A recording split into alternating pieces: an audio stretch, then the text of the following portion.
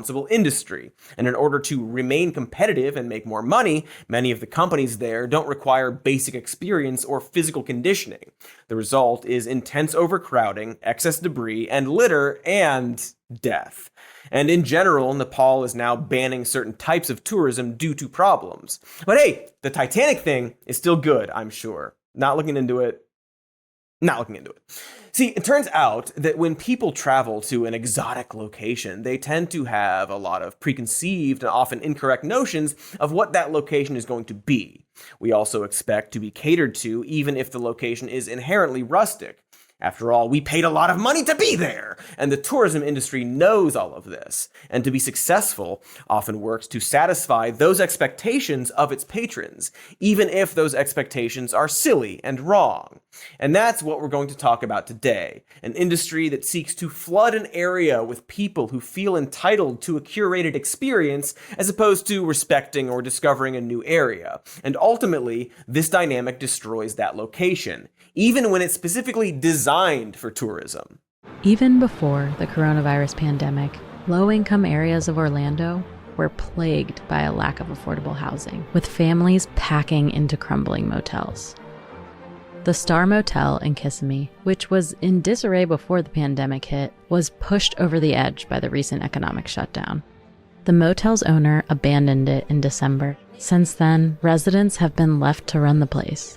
Kathia Badio-Falio is a single mother who was forced from her home in Puerto Rico by Hurricane Maria. She rotates with her family from staying at the Star Motel and a transitional housing site which did not accept her dogs. She works a graveyard shift at Universal Orlando Resort. When the pandemic hit, the shutdown left her with fewer hours and less income. I make $13 an hour.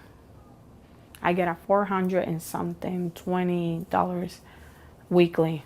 Orlando makes a butt-ton of money from spots like Disney World and Universal Studios and that whale dungeon. Specifically, tourism in the area makes, quote, $75 billion in regional impact, $5.8 billion in local and state tax revenue, and supports 41% of the workforce.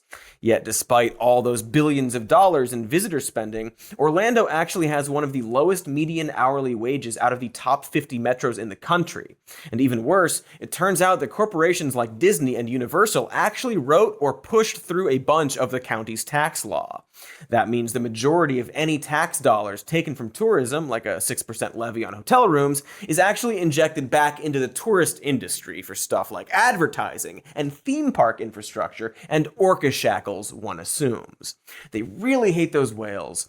The biggest slice of the county's tourist tax goes to Visit Orlando, which received $66 million in 2019, so they could continue promoting the city's attractions. In other words, these massive companies have completely sucked the life out of a city by propping up a brittle tourist economy, providing low-wage labor to people living in near destitution, and sucking up local tax revenue to line their own pockets.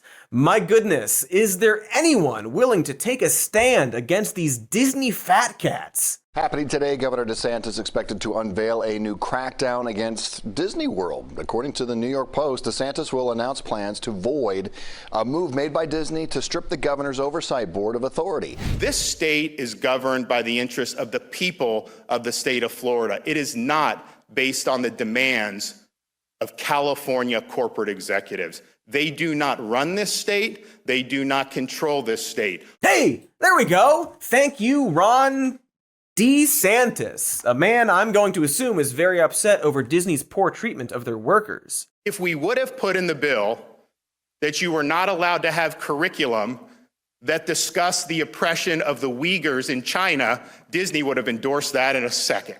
Wait, what? And we've done a lot of stuff to go back and fight woke ideology.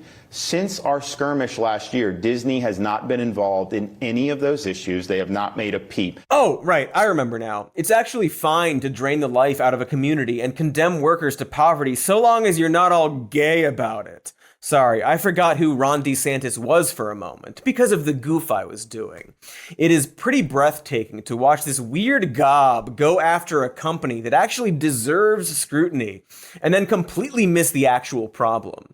Seems like a person who shouldn't be a politician, because I don't think wokeness is why Orlando saw an 81% increase in its poor population between 2000 and 2012. I also doubt wokeness is why there are roughly 360,000 people living in poverty in a place that's among one of the worst shortages of low-income housing in the nation. That really doesn't seem like a wokeness issue. And I would further posit that the solution is not to build another prison because you're mad at black mermaids.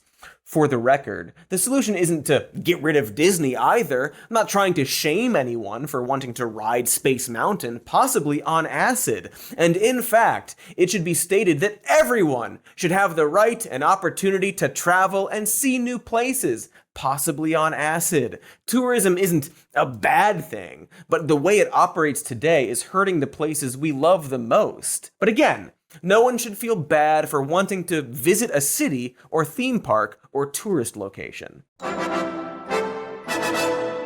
A very good example of how caustic we are to the places we visit is our long history with national parks. National parks were some of the first well-known tourist attractions in the US. They captured the imaginations of Americans looking to explore and conquer, possibly on laudanum. Conservationists like John Muir, who advocated for the creation of national parks, wrote in great detail about these natural landscapes. Quote, "Through all the wonderful, eventful centuries since Christ's time, and long before that, God has cared for these trees, saved them from drought, disease, avalanches, and 1,000 straining, leveling tempests and floods. But he cannot save them from fools. Only Uncle Sam can do that." It's a pretty good quote, just not for the reasons John probably thinks, because it wasn't, God who cared for those lands. There were actually, people there who took care of the land that we perhaps pushed out and maybe also murdered. Does that ring any bells? That there were people there? Jonathan, Jono, he can't hear me, he's dead. Like we all will be someday. But Muir's writings are some of the funniest examples of the sheer honky brazenness regarding what is now our national parks.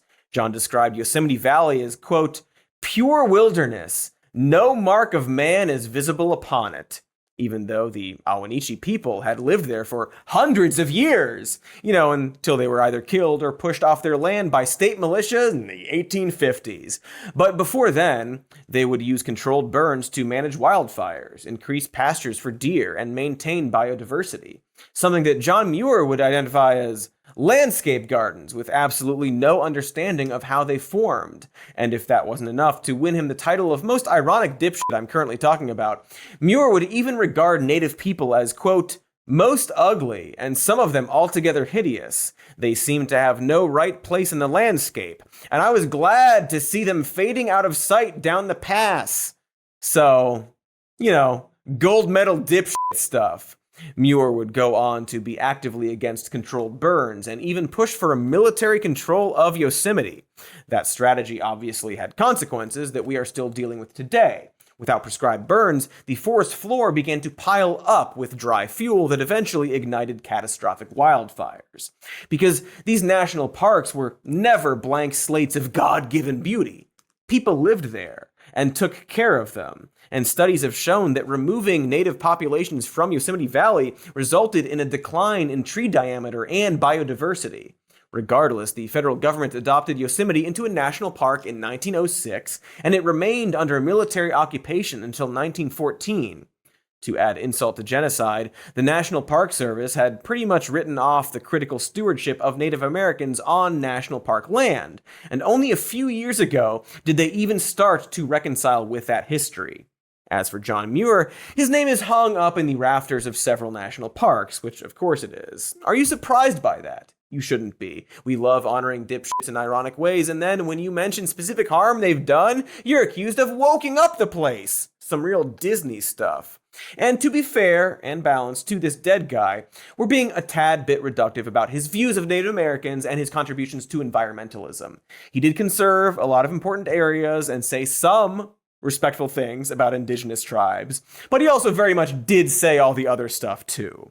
He's got layers and junk, and Muir's writing and steadfast lobbying of federally protected land sparked a wave of outdoor enthusiasm. By 1916, tens of thousands of people were visiting national parks per year. Decades later, a burgeoning middle class doubled annual national park